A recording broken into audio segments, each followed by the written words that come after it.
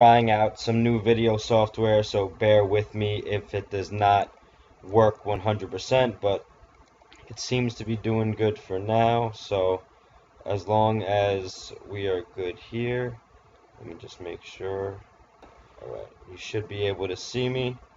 Alright, looks like it's working 100%, but it seems to be doing good for now. Cool. So I'm just gonna head straight into the NFL sheets. I'll check back in a few minutes, just make sure everyone's good, following along. Alright, so can we see that? Just gotta make sure it's good there now. So let's see, as good. Alright, that looks good. Alright, cool. Okay, guys, so welcome back to DFS. We have NFL coming up. It's been really long wait. We've been anticipating it, very excited. So for now, let's just delve into the sheets real quick. This is going to be a brief walkthrough. It's not going to be completely in-depth. I'll do those later. I just want to make sure this video software is working, and I'm going to we have podcasts coming that are going to be weekly, so I just want to make sure all that's looking good. Okay. Alright, so what we have here is we have basically it's sorted by projections for the most part, or ranks or whatever, but right now we have it sorted by, oh wait, this is DraftKings. Let me get away from the DraftKings one, just because I don't really use DraftKings. Okay.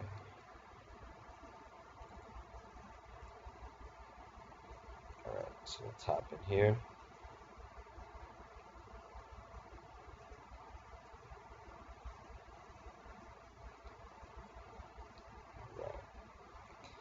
So let's jump into QBs, and we sort by projection. That's what we're looking at here. Okay. So we have the QBs, we have projection, we have the rank. So if you wanted to go in and reference that, we have, this is the dollars per fantasy point. So this is your value column, and what we see sticks out right here is Dak Prescott. $5,000. We have him projected for a little under 20 points. So if we're going left to right here, what we're going to see is we have the Vegas over-under, which we like to use Vegas for NFL. We believe it's very important. So we recommend looking at these. The over-under is the total for the game.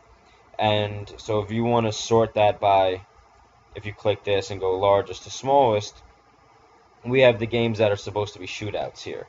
Okay, so anything over 50 is really good. You want to be looking at those. And then when you're looking at the teams that are over 50, you want to look at the team totals. You want to see how much these are projected by. So this is the individual team totals, what they're projected by Vegas to score. So if you want to sort by this going along that way, then you could really get a good idea of whose teams are supposed to score the most. Then here we have opponent defense versus position. So this is, if you sort it by smallest to largest, those are red flags. That is looking at playing the strongest defense against this position. So Denver's number 1 against the quarterback, Seattle's 2, Cincinnati's 3. You want to avoid that. You want to go from largest to smallest and try and pick on the easier teams. This is the column that we project how many attempts they're going to have for the game. So for us, Breeze, Rivers, Flacco, Ryan, we love attempts, targets, carries. We think it's very important. Opportunity is very important. Everyone good on here? Okay, so then we have projected completions. So Breeze, Ryan, Rivers, Roethlisberger. Then we have the completion percentage. So we want to look for people who are throwing the ball a lot and project to have high completion percentages. So the receiver should have higher catch rates. Then we have yards. This one is yards per attempt. It's important, but not extremely important, especially when you start dealing with sample sizes and stuff like that. But for the most part, I like to stick with the total yards and not focus as much on the yards per attempt. This is projected passing touchdowns, of course. This is projected interceptions. So if you sort by lowest, you're going to get guys who aren't expected to play. So this isn't something you're really going to be sorting for the most part. But when you're looking at all the other numbers, you kind of want to just compare. This is rush attempts. You're not going to see many quarterbacks projected high for rush attempts. But we have Cam, Tyrod, Wilson. The expected guys are all around four to six per game. Cam and Winston look like they're projected pretty decently to score a touchdown rushing, but that doesn't mean we're projecting them to score a touchdown, but they're more than likely to score a rushing touchdown than the other quarterbacks. Then you have the rank projection and value. So then if you want, you could sort by the teams, but you don't really have to do that for quarterbacks. That'll be more important in the other ones. So let's go into running backs. You have pretty much the same exact setup. You have the totals, everything, but then you have this is like the receiving for running backs. So you have the targets that you can sort by. So this is finding like PPR running backs. It'll be better for DraftKings, but it's still good to look at. So Freeman, Woodhead, Riddick, these are your PPR guys. Then you want to look at receptions, reception yards, possible reception touchdowns. These are all things that are weighed into the projection. So you can look at them individually, of course, but we have them pretty much built in for the most part. This is the totals and stuff like that. I'm not sure why the percentage of cap isn't here for quarterbacks. Let me just add that. I'll make sure that this is put up as soon as possible so you guys have that as well. I'm not sure why it wouldn't have been there, but I'll fix it for you right now. Oops. What are we doing? Oh, okay. Conditional format real quick. Alright, there we go. Oh, that can't be right. There we go. Perfect. Good to go. Okay, so moving on. Same thing with wide receivers, except here we have two other types of stats built in. These are yards at the catch, and this is yards after the catch. So, oh, it's there. Okay. So this is 2015 numbers. As the numbers come in for 2016, we'll update them. And so what we have here is the yards at the catch, and what this is when you're getting like a 10-yard hitch or a hook or whatever, and you're catching it at 10 yards, that's yards at the catch. It's 10 yards where you caught the ball. Now, when you look at here, yards after the catch, that's when you catch the ball and turn up. So there are certain players like I know who is it, DeAndre Hopkins. He's one of those players who's oh, this is yards per target. Oh, it's over here. That's right. It's moved over. Gotta make sure that's good for everybody. Okay, so this is yards at the catch. Sorry that the heading is off. So when you look here, yeah, there it is. So we have DeAndre Hopkins. He has the most yards at the catch last year, so he's a big play guy. He's not your typical slant drags across the middle. He's going to get some deep bombs, and that's yards at the catch. When you're looking at yards after catch, these are the guys who are going to be catching the ball and turning up. These guys are just guys who don't have stats from last year, so you just avoid that. So we have Julio Jones, Antonio Brown, Landry. These are guys who catch the ball and then turn up, and they get a lot of their yards that way. Then you go to projection, sort by that. So we have, Jordy here. He didn't play last year, so he's not going to have those stats. So let's move on to tight end. Hold on, this is bugging me.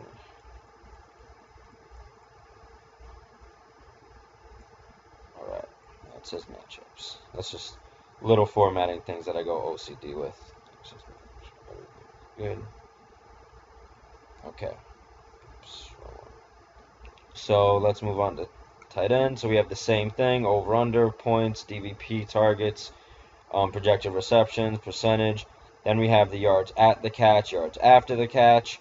I haven't really looked into this much about how this affects tight ends, just because it seems as though it's, of course, more of a wide receiver stat. But when we look, let's just look at this real quick. Yards. Oh, these got to be moved over too.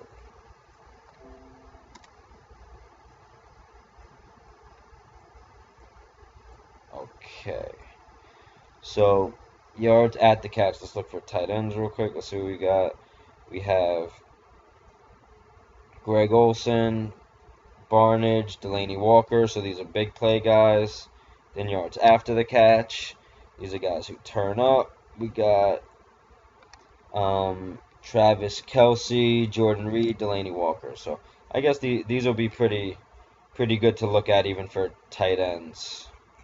So okay, so let's move on. Sort, get it back by projection.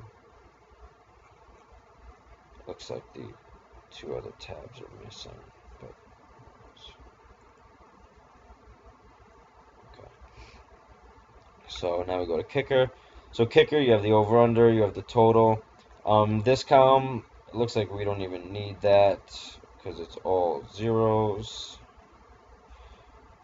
Oops, I guess we do need that. It's factored into projection, even though it's zero, so I guess that doesn't matter. 20 to 29. So these are numbers. I guess you don't need to project this because everyone just expected to make it. I don't know. This is projections for the distances here. Then you have extra points and how many they're expected to get. This is not formatting. Okay.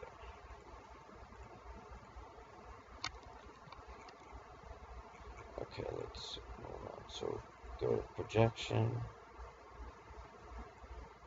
Why is this not moving?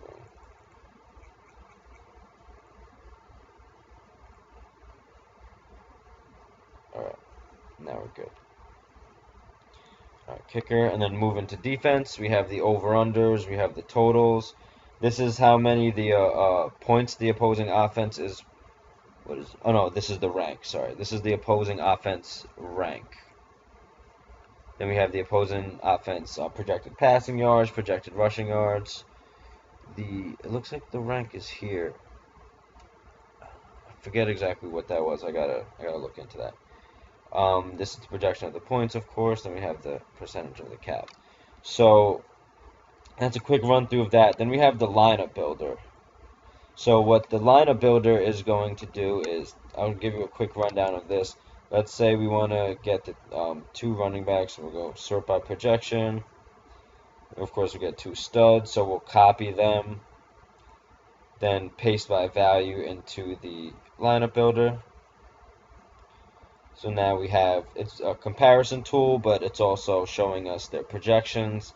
Then we could go into wide receivers, do the same thing, and it's going to show us all the relevant projection stats. It's not going to show us rushing because we don't really care about that. You have running back receiving information and total touches and stuff like this. So this will show you not just how many rushes and stuff they're supposed to get, but including the receptions and the yards. Then we have the same thing for tight end. So of course you won't be able to fit in this lineup, but just showing you guys what it looks like when it's filled out completely. Alright, so Carolina Panthers. Alright, so now, same way we did it with pitchers, we're going to take just a group of quarterbacks here. Let's do it including Prescott. So we'll take a group of quarterbacks and we'll paste by value into here. Oops. It's too many. 5. 1, 2, 3, 4, 5. So now what you're doing is you're looking at basically building a team with these. So let's zoom in here and take a look at what we're looking at. So we have running backs, wide receivers, tight ends. We have our whole squad there.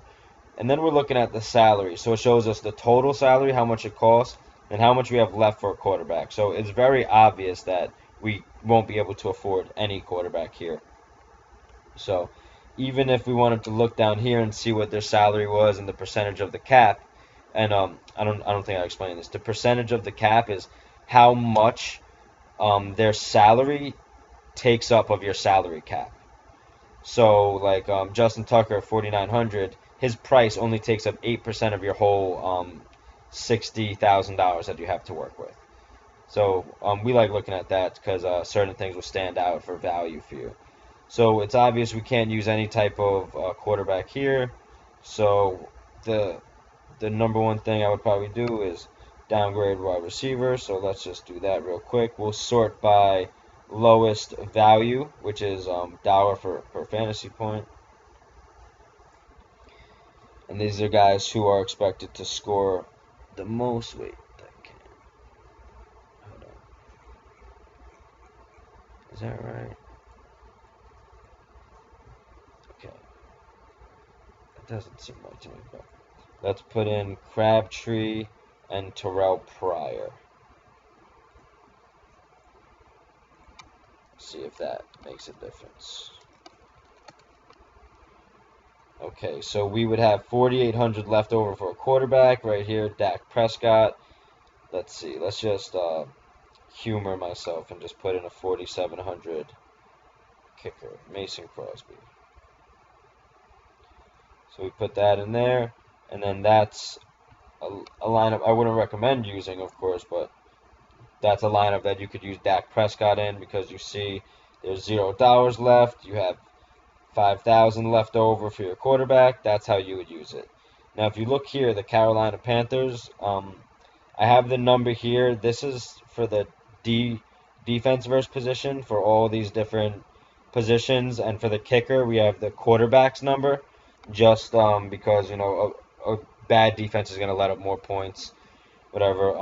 I'm gonna put the Vegas numbers and stuff into the builders as well, so that'll be in an update coming soon. But this is the offense the defense is facing, so you want the number to be lower. You want the defense, I mean the offense to be ranked number one because that's the easiest. So let's move on to a stack builder. Let me just get these out of here. And you could use this as a comparison tool too, but you don't really need to. So, Stack Builder, this is really cool. Our boy Joe, DFS Analytics, set this up for us. This is a stack tool. So what you can do is, let's just start off very basic. Okay, so we right now we want a quarterback, starting quarterback, and we want the number one wide receiver. So we want to find out the highest projection for these two combined players. So that would be Ben Roethlisberger and Antonio Brown. Right? So these stacks are supposed to combine for the most points projection-wise. You have the rank of the projection, and then you have the value of the stack. So yeah, well CD, the DVP is for the offense. For the defense, you want a low number. So for here, this is sorting by the stack value. So these are players who are the stacks are supposed to get you a good amount of points at a valued price. So we have Ryan, Julio, Roethlisberger, Brown, Dak Prescott, Dez. So now if you wanted to extend this and change the positions, you can alter these positions here. So you can add in, wide receiver 2.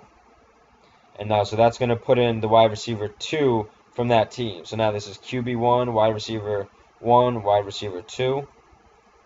Sort the stack by the highest. You still get the Pittsburgh with Whedon, but then you get Randall Cobb sneaking in with Green Bay and Jacksonville. You could go here and let's say you want to get the wide receiver 1 and throw in a running back here. This will probably be a little more useful on the PPR sites, DraftKings, but So you could do this, sort that, and then it changes up a little bit. You'll get Williams and Freeman. So this is really cool to play around with. Let's bring this back up to wide receivers. And let's look at salary cap. So let's look at percentage of cap and then value rank. So the Prescott, Des Bryant, Terrence Williams, they're ranked pretty high in our value, and they have the least amount of value cap, so they're going to take up the least amount of space in your lineup. Then you have Stafford, Golden Tate, Marvin Jones, great value rank, low percentage of the cap. So these are really cool things to look at. Then we have a page for the targets. So we think this is really important to look at because you want to find out who gets the ball the most, and this is the best way to do it. So this is looking at literally week by week from 2015, and when the games, week 1 and week 2, whatever, when they start commencing, and we have the data, we're going to update and put 2016 data, so you're not just looking at last year's, but this is still a good thing to look at.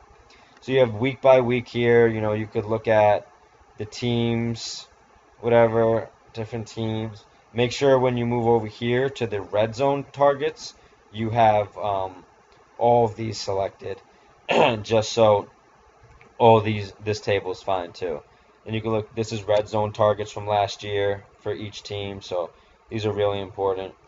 But when you're over here, you have the total number of targets from last season, you have the average per game, you have the average for the first half of the season right here, then you have the average for the second half of the season right here.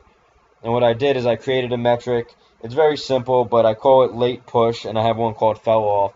Late push is for players who have who got more targets towards the second half of the season than they did in the first half. A lot of that is going to be players who were injured. Some of them will be players who came onto the scene because players on their team got injured. But otherwise, people like Antonio Brown right here, he was averaging 9.6 per game for the first half of the season, which is still a lot. But in the second half of the season, he was averaging 14.5. So they were just slinging the ball to him second half of the season. There's a lot of factors that go into things like that, like Kamar Aiken right here. Steve Smith got hurt, so he took on a role there. But it's also good to notice that he'll probably be more involved in the offense this year. Then you could do things like fell off. You could sort by this, and this will show you players who really fell off in terms of targets. If it's someone who was starting, then maybe it was an offensive change or something like that, or whatever it is. But a lot of times this will be due to injury. But if you look, DeAndre Hopkins in the first half of the season was averaging 12 targets per game. Oh, wait, no, sorry. He was averaging 14 targets per game in the first half of the season, and then it dropped off 4 targets per game in the second half of the season. So that's definitely something to monitor. So when we have the 2016 data coming in, it'll be really good to look back on the week before and see who had the most targets and things like that. So that's really good to look at. This is the yards after catch and yards at the catch. This is the total list. So we have them built into the wide receiver and the tight end and everything. But when you go to the yards after catch down here, and we didn't include this in the overall menu, just because you're not going to be using this stuff as much. But you could look at all this. You have all the wide receiver information. You have the tight end information. And then you have defensive yards after the catch allowed from last year. Then we have the depth charts where we'll be updating this every week. So you could, if you really want to look at stacks to see who's in what spots or whatever, you can look here. Then you have the ease of the schedule. This is one of my favorite pages. I really like this because, first of all, it's good for season long if you play that, but you could really go in and examine every week that you want and see the the rankings. So first we have here the defensive rankings. You have the ease rank. This is the overall best teams to pick on right here, that are green. And when you go down here, these are the tougher teams. So these are teams you more often than not wanna avoid. Then we have it broken down by position. So the reason we like this is two teams that stand out actually are the Steelers and the Titans. They're really good against the run, but they're awful against receivers and quarterbacks. So when you're looking at those teams, you'd rather pick on them through the air than you would trying to run against them. And tight ends is the same thing. You have that. These are the fantasy points allowed per game. So if you're sorting, this is the rank, this is the fantasy points allowed per game. This is the rank, fantasy points allowed per game, same thing. Then you have over here, you have the defensive points allowed by position. So this is the quarterbacks. And I think I need to fix the formatting on these, but for the most part, it looks good. So these are by positions.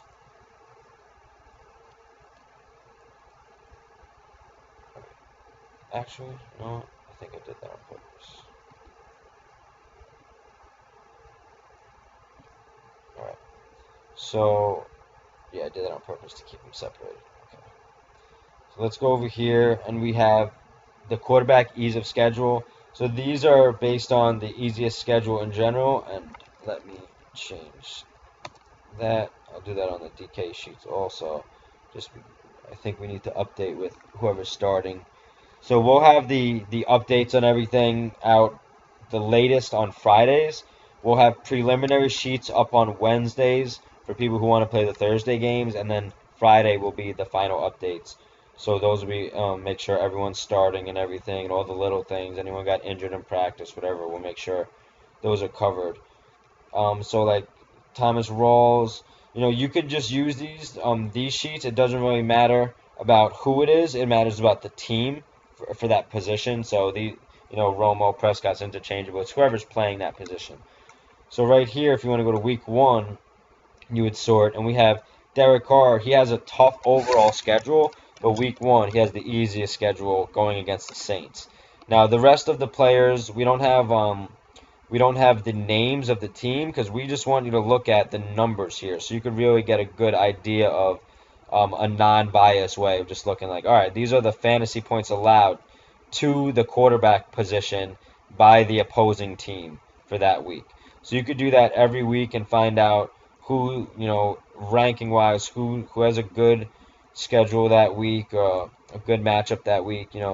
Eli Manning, he has a overall very easy schedule. Drew Brees has a very tough schedule overall. The reason that says 34 is just because there will be some like duplicates in here for teams that we didn't know if they were starting or not. I believe there's a couple somewhat. Maybe San Fran, one of them. I forget. And so you have that by position: quarterback, running back, wide receiver, tight end, and that's a good way of looking at it. You also have over here, if you wanted to look, this is more for the season-long players, but you could look the average schedule for the first half of the season. You have the average schedule for the second half of the season, and then you have the overall fantasy points allowed per game based on the schedule. So running back-wise, Miami has a very tough schedule, and Seattle has a very easy schedule.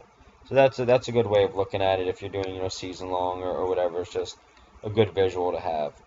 So that's a quick rundown. I'm gonna check the chat and see if anybody has any questions or anything. If not, then I'll head out. Let's see. Yeah, CC Rider will be updating, like I said. So we update. The latest will be on Fridays. That will be the final update. That's the day you can expect the sheets to come out. Wednesdays are just going to be preliminary sheets for the week. Just get them up for people who are looking to play the Thursday games also. But we're not very concerned with the Thursday games here. Oh, okay, CG answered that already. It looks like there's no other questions. All right.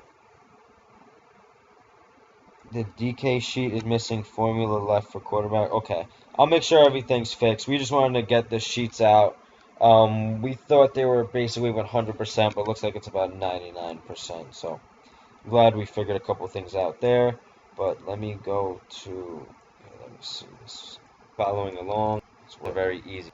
Formula left for quarterback. Cool. Okay, this is really cool. I liked how they have my video on the top. That's the software we're using. So I'll be experimenting with that. But all right, guys, have a good night. Thanks for sticking around. Thanks for watching.